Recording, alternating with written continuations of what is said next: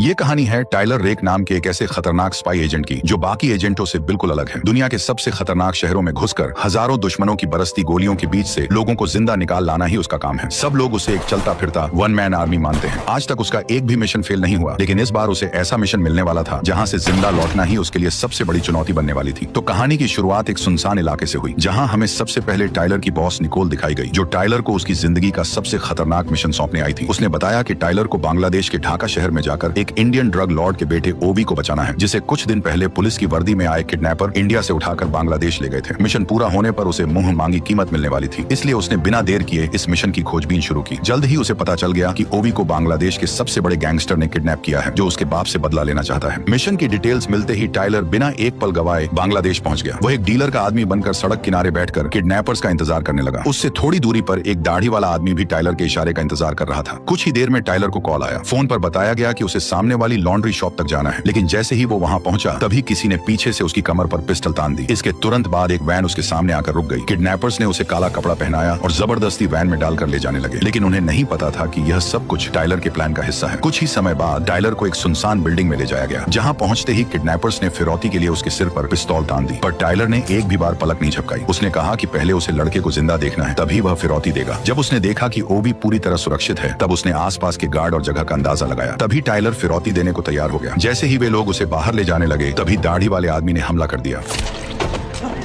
मौका पाते ही टाइलर ने दूसरे किडनैपर को भी मार गिराया। इसके बाद उसने अपने हाथों की रस्सी तोड़ दी। उस समय गार्ड्स को अभी तक एहसास नहीं था कि उनकी मौत का समय आ चुका है। अचानक दरवाजे पर जोरदार दस्तक हुई। जैसे ही किडनैपर दरवाजा खोलने के लिए आगे बढ़ा, तभी टाइलर ने बिना झिझक ट्रिगर दबा दिया।